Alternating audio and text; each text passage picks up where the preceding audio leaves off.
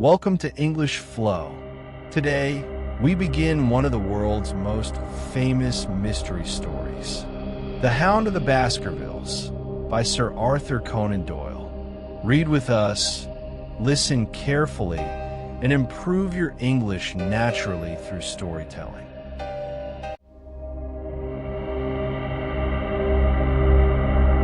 Our breakfast table was cleared early, and Holmes waited in his dressing gown for the promised interview.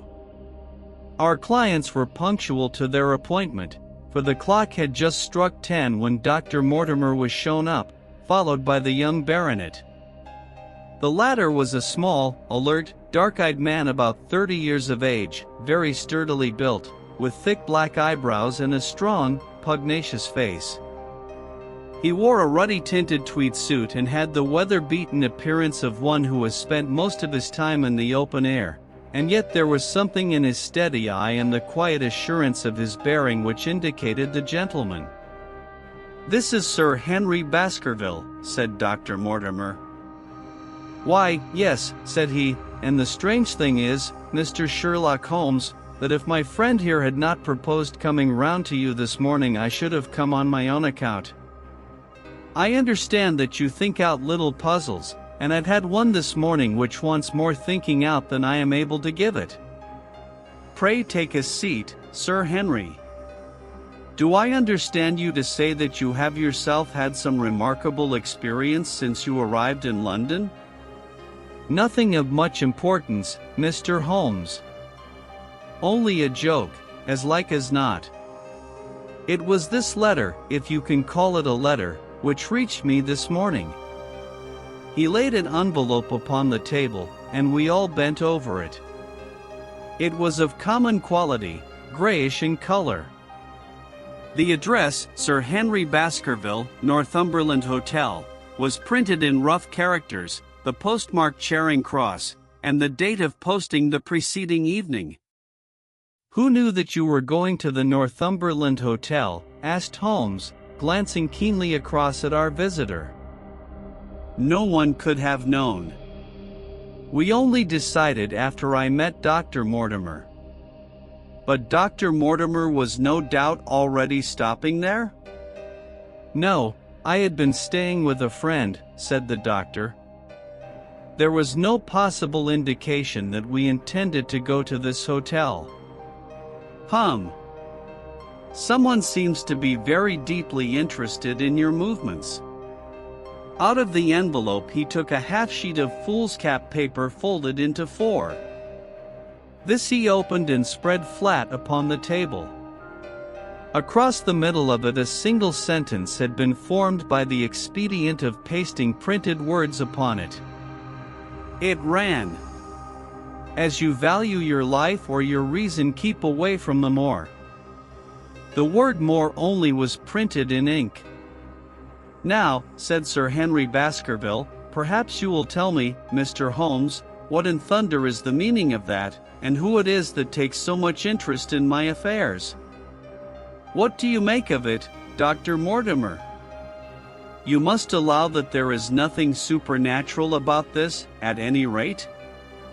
"No, sir. But it might very well come from someone who was convinced that the business is supernatural." "What business?" asked Sir Henry sharply. "It seems to me that all you gentlemen know a great deal more than I do about my own affairs. You shall share our knowledge before you leave this room, Sir Henry." "I promise you that," said Sherlock Holmes. "We will confine ourselves for the present with your permission to this very interesting document, which must have been put together and posted yesterday evening. Have you yesterday's Times, Watson? It is here in the corner. Might I trouble you for it, the inside page, please, with the leading articles?" He glanced swiftly over it, running his eyes up and down the columns.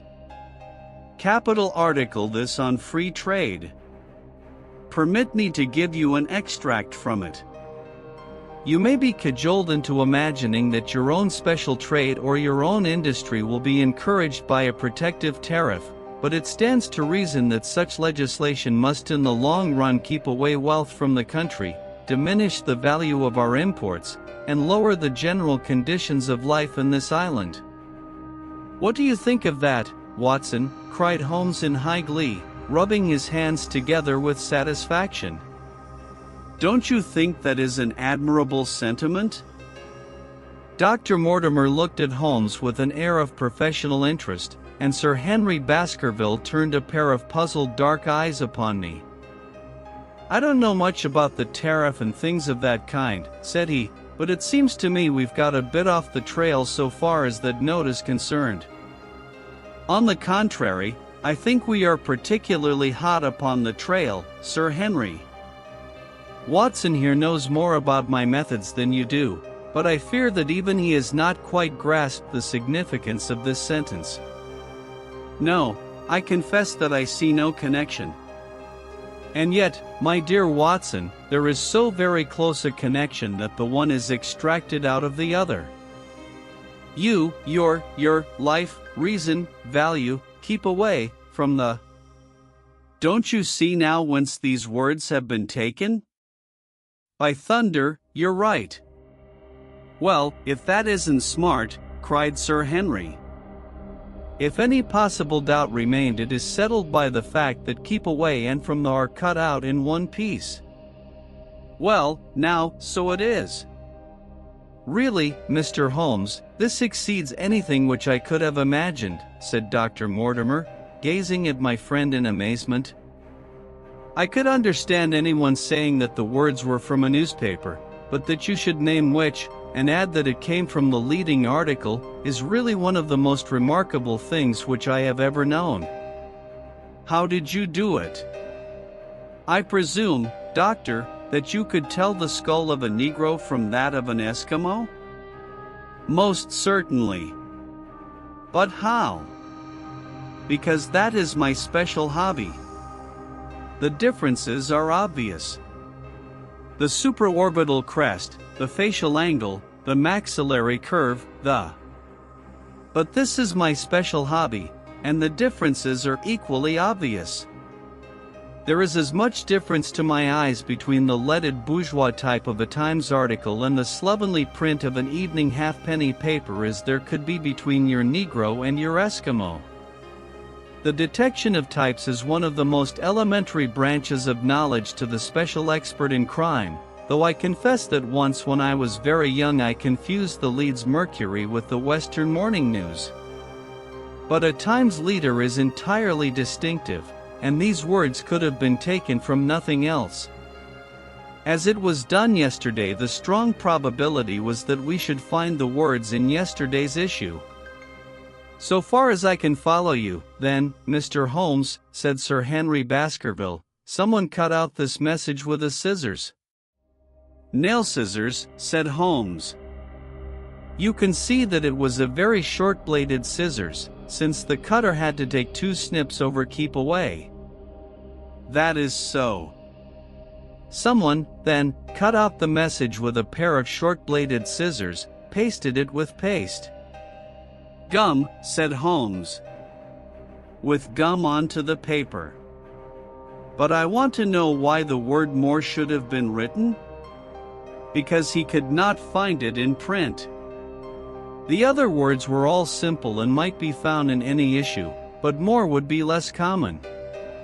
Why, of course, that would explain it. Have you read anything else in this message, Mr. Holmes? There are 1 or 2 indications, and yet the utmost pains have been taken to remove all clues. The address, you observe, is printed in rough characters. But the Times is a paper which is seldom found in any hands but those of the highly educated.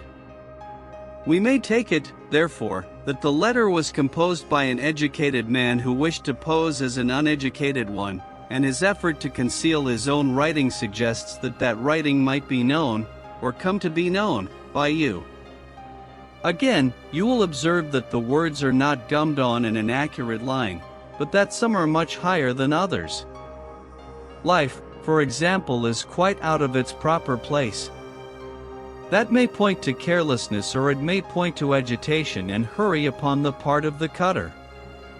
On the whole, I incline to the latter view, since the matter was evidently important, and it is unlikely that the composer of such a letter would be careless. If he were in a hurry, it opens up the interesting question why he should be in a hurry, since any letter posted up to early morning would reach Sir Henry before he would leave his hotel. Did the composer fear an interruption, and from whom? We are coming now rather into the region of guesswork, said Dr. Mortimer. Say, rather, into the region where we balance probabilities and choose the most likely. It is the scientific use of the imagination, but we have always some material basis on which to start our speculation. Now, you would call it a guess, no doubt, but I am almost certain that this address has been written in a hotel. How in the world can you say that? If you examine it carefully, you will see that both the pen and the ink have given the writer trouble. The pen has spluttered twice in a single word and has run dry 3 times in a short address, showing that there was very little ink in the bottle. Now, a private pen or ink bottle is seldom allowed to be in such a state, and the combination of the two must be quite rare. But you know the hotel ink and the hotel pen, where it is rare to get anything else. Yes, I have very little hesitation in saying that could we examine the wastepaper baskets of the hotels around Charing Cross until we found the remains of the mutilated Times leader, we could lay our hands straight upon the person who sent this singular message. Hello? Hello? What's this? He was carefully examining the fool's cap, upon which the words were pasted, holding it only an inch or 2 from his eyes. Well, nothing, said he, throwing it down. It is a blank half-sheet of paper, without even a watermark upon it. I think we have drawn as much as we can from this curious letter, and now, Sir Henry, has anything else of interest happened to you since you have been in London? Why, no, Mr. Holmes. I think not. You have not observed anyone follow or watch you? I seem to have walked right into the thick of a dime novel, said our visitor. Why in thunder should anyone follow or watch me? We are coming to that.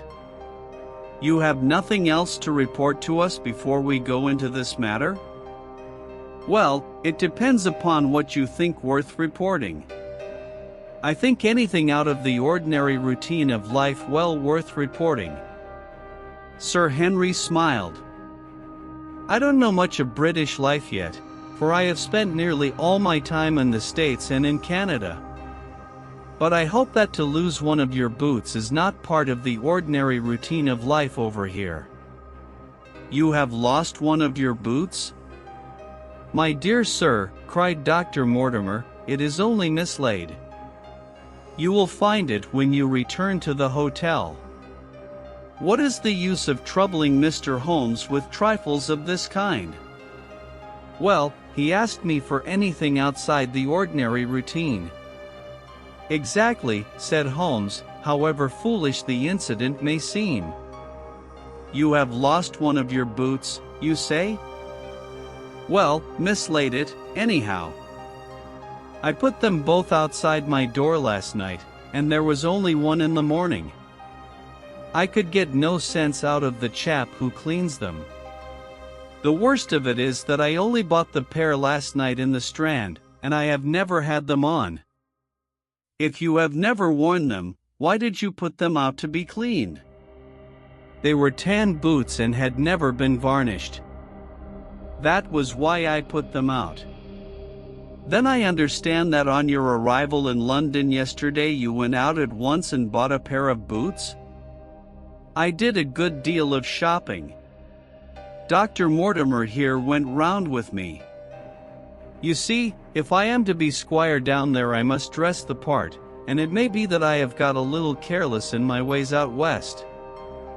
Among other things I bought these brown boots, gave $6 for them, and had one stolen before ever I had them on my feet. "It seems a singularly useless thing to steal," said Sherlock Holmes. "I confess that I share Dr. Mortimer's belief that it will not be long before the missing boot is found."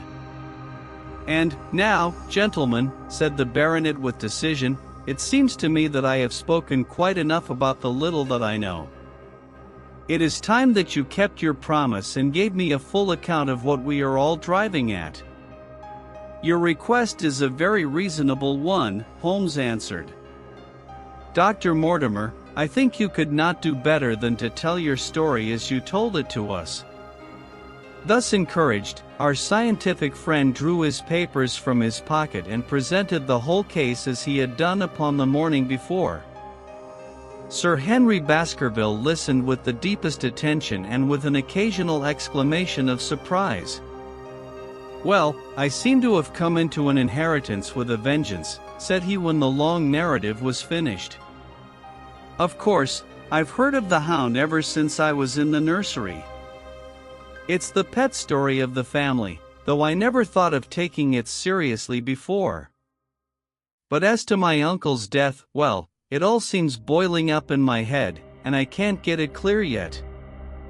"You don't seem quite to have made up your mind whether it's a case for a policeman or a clergyman." "Precisely. And now there's this affair of the letter to me at the hotel. I suppose that fits into its place. It seems to show that someone knows more than we do about what goes on upon the moor," said Dr. Mortimer. "And also," said Holmes, "that someone is not ill-disposed towards you, since they warn you of danger. Or it may be that they wish, for their own purposes, to scare me away." "Well, of course, that is possible also. I am very much indebted to you, Dr. Mortimer, for introducing me to a problem which presents several interesting alternatives. But the practical point which we now have to decide, Sir Henry, is whether it is or is not advisable for you to go to Baskerville Hall." "Why should I not go? There seems to be danger." "Do you mean danger from this family fiend, or do you mean danger from human beings?" "Well, that is what we have to find out. Whichever it is, my answer is fixed.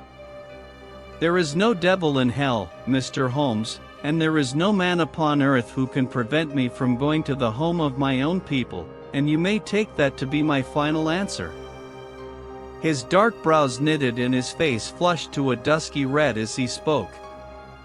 It was evident that the fiery temper of the Baskervilles was not extinct in this their last representative.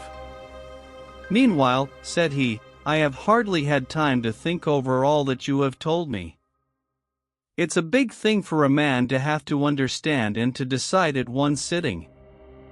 I should like to have a quiet hour by myself to make up my mind.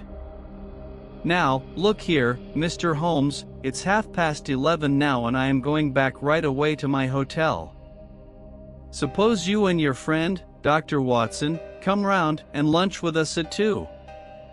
I'll be able to tell you more clearly then how this thing strikes me. Is that convenient to you, Watson?" "Perfectly. Then you may expect us. Shall I have a cab called?" "I'd prefer to walk, for this affair has flurried me rather." "I'll join you in a walk, with pleasure," said his companion. "Then we meet again at 2 o'clock. Au revoir, and good morning." We heard the steps of our visitors descend the stair and the bang of the front door. In an instant Holmes had changed from the languid dreamer to the man of action. "Your hat and boots, Watson, quick! Not a moment to lose." He rushed into his room in his dressing gown and was back again in a few seconds in a frock coat. We hurried together down the stairs and into the street. Dr. Mortimer and Baskerville were still visible about 200 yards ahead of us in the direction of Oxford Street. "Shall I run on and stop them?" "Not for the world, my dear Watson. I am perfectly satisfied with your company if you will tolerate mine. Our friends are wise, for it is certainly a very fine morning for a walk." He quickened his pace until we had decreased the distance which divided us by about half. Then, still keeping 100 yards behind, we followed into Oxford Street and so down Regent Street. Once our friends stopped and stared into a shop window, upon which Holmes did the same. An instant afterwards he gave a little cry of satisfaction, and, following the direction of his eager eyes, I saw that a hansom cab with a man inside which had halted on the other side of the street was now proceeding slowly onward again. "There's our man, Watson. Come along. We'll have a good look at him, if we can do no more." At that instant I was aware of a bushy black beard and a pair of piercing eyes turned upon us through the side window of the cab. Instantly the trapdoor at the top flew up, something was screamed to the driver, and the cab flew madly off down Regent Street. Holmes looked eagerly round for another, but no empty one was in sight. Then he dashed in wild pursuit amid the stream of the traffic, but the start was too great, and already the cab was out of sight. "There now," said Holmes bitterly as he emerged panting and white with vexation from the tide of vehicles. "Was ever such bad luck and such bad management, too? Watson, Watson, if you are an honest man you will record this also and set it against my successes. Who was the man? I have not an idea. A spy? Well, it was evident from what we have heard that Baskerville has been very closely shadowed by someone since he has been in town. How else could it be known so quickly that it was the Northumberland Hotel which he had chosen? If they had followed him the first day, I argued that they would follow him also the second. You may have observed that I twice strolled over to the window while Dr. Mortimer was reading his legend. Yes, I remember. I was looking out for loiterers in the street, but I saw none. We are dealing with a clever man, Watson. This matter cuts very deep, and though I have not finally made up my mind whether it is a benevolent or a malevolent agency which is in touch with us, I am conscious always of power and design. When our friends left, I at once followed them in the hopes of marking down their invisible attendant.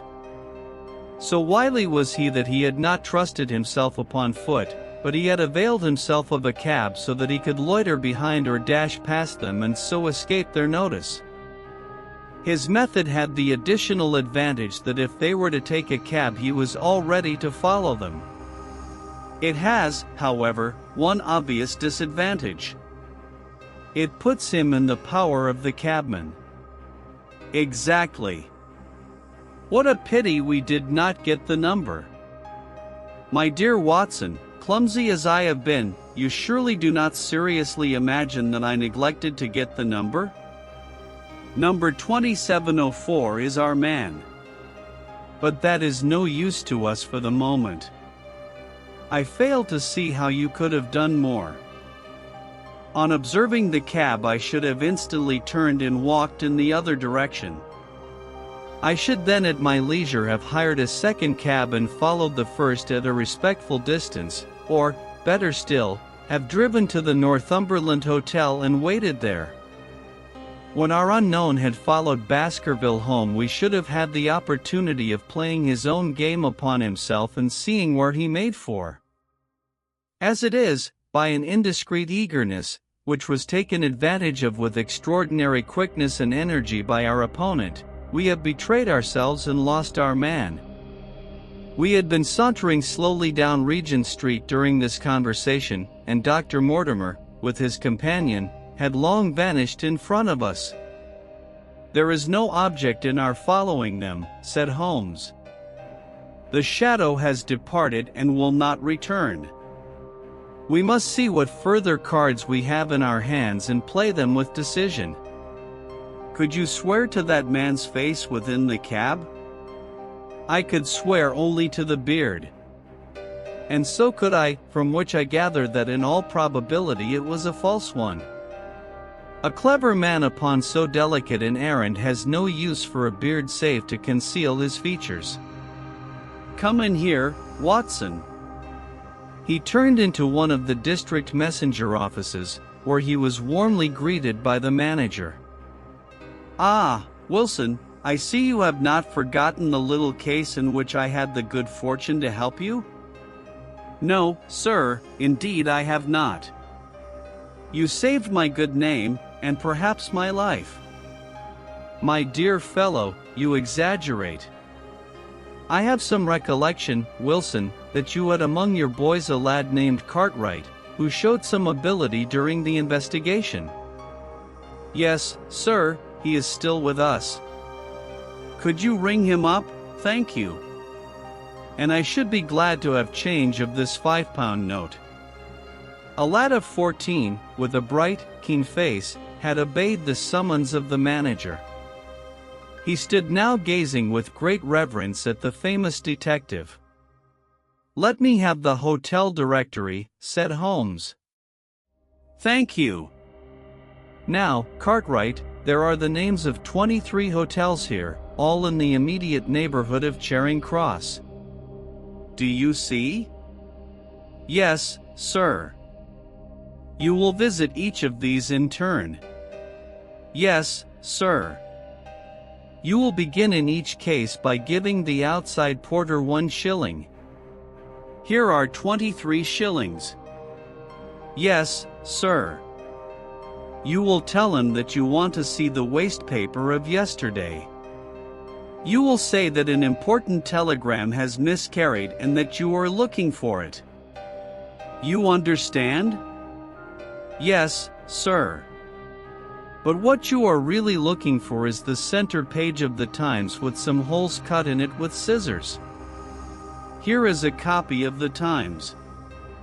It is this page. You could easily recognize it, could you not? Yes, sir. In each case the outside porter will send for the hall porter, to whom also you will give a shilling. Here are 23 shillings. You will then learn in possibly 20 cases out of the 23 that the waste of the day before has been burned or removed. In the 3 other cases you will be shown a heap of paper and you will look for this page of the Times among it. The odds are enormously against your finding it. There are 10 shillings over in case of emergencies. Let me have a report by wire at Baker Street before evening. And now, Watson, it only remains for us to find out by wire the identity of the cabman, number 2704, and then we will drop into one of the Bond Street picture galleries and fill in the time until we are due at the hotel.